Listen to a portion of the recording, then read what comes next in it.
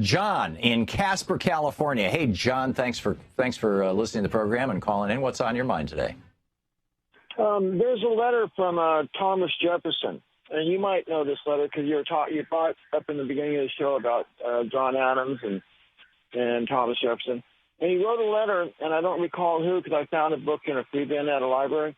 But he talked about the two-party system, that he warned that if we went to a two-party system, because we didn't start out with a two-party system, that it would create a great divide, and that's exactly what's happened. So when did the two-party system happen? Somewhere up to the Civil War or right after? No, Jefferson actually started the two-party system.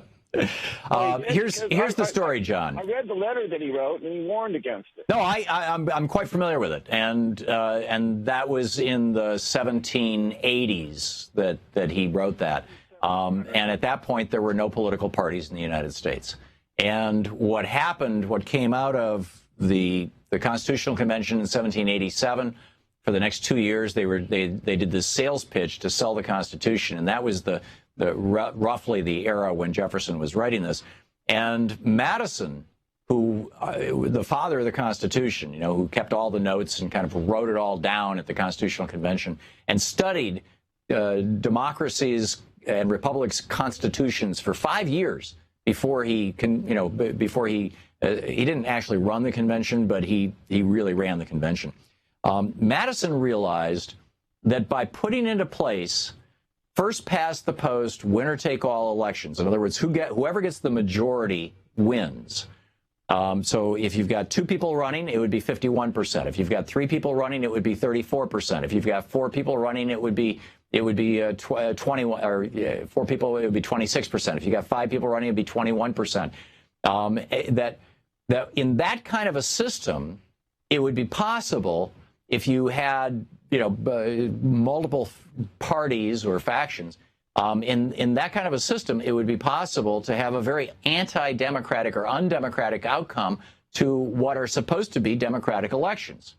And he didn't know what to do about this. I mean, Madison came to this realization that basically what we have set up with first past the post, winner take all elections is a two-party system. It's going to eventually lead to that if you're going to have 50% plus, plus whatever, democracy, small d democracy. And he didn't know what to do about this, and so he wrote Federalist number 10, which I encourage you to read. And in Federalist number 10, he said, we should guard against faction.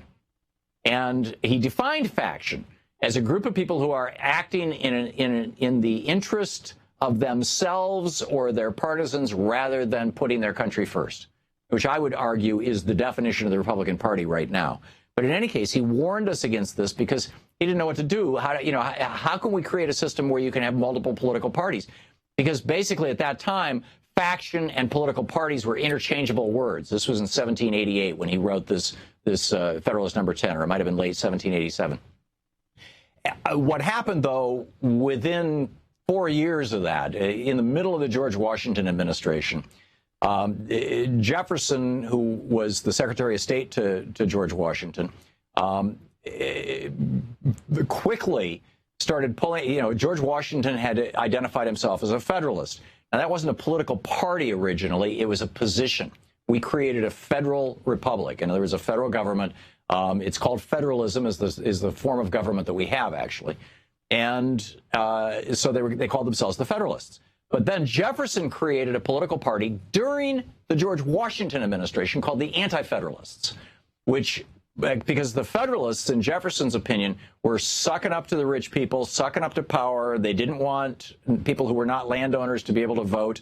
They didn't want people who did not have wealth to be able to vote. I mean, they were really going down the road toward aristocracy. And when Jefferson became John Adams' vice president, he really was pushing the Anti-Federalists, and he reinvented the title of the party from Anti-Federalists to Democratic Republicans, because he believed in democracy in a Republican form of government, in a republic. And so Jefferson created the Democratic Republican Party, which dropped the word Republican from its name in the late 1820s, after Jefferson died in, I think, 1828. And so then it always, ever since then, it's been known as the Democratic Party. And the opposition, and the opposition was the Federalists, which is what John Adams was. He was a naked Federalist. He was a lover of pomp and ceremony. In fact, he had a law passed, the Alien Sedition Acts, that allowed him to put his opponents in prison. In fact, he imprisoned 18 newspaper publishers for writing against him as he was president. I mean, Jefferson left town the day that law was signed, and basically didn't speak to Adams for the last 2 years of his presidency, Jefferson the vice president, because he was so angry about that. So it wasn't until 56 or 60, it was just before the Civil War, that John Stuart Mill, and at that point in time, there were only about 4 or 5 democracies in the world. John Stuart Mill wrote a book called On Liberty. And in that book, he laid out this idea of what he called proportional representation, that if you're going to have political parties, and political parties had clearly evolved in the United States, and they had clearly evolved in some of the European countries. Holland was one of the oldest democracies, had clearly evolved, or actually it was a constitutional monarchy.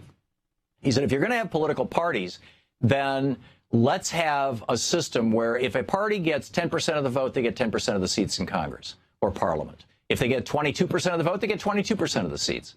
And then Parliament itself elects the president or the prime minister in the case, that they were talking about.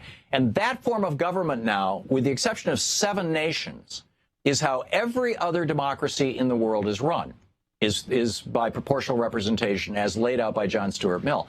That idea, though, had not been developed when James Madison, Thomas Jefferson, and others, I mean, Jefferson wasn't there, he was in France, but when James Madison helped write the Constitution. And so that's why we have this 2-party system. It wasn't like somebody sat down and said, gee, we need to have a 2-party system. This is the evolution of it.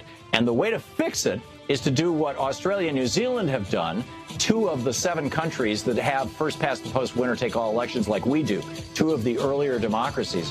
And what they did is they instituted instant runoff voting, or ranked choice of voting, where you say, this is my first choice. My first choice is Ralph Nader. My second choice is Al Gore. Okay, if Ralph Nader doesn't hit it, my vote becomes an Al Gore vote. And that's what we need to do in the United States. John, thank you for the call. To watch more clips from our programs, hit the Watch More Videos button over here. And please be sure to hit the handy-dandy subscribe button so you'll always be up to date. Tag, you're it.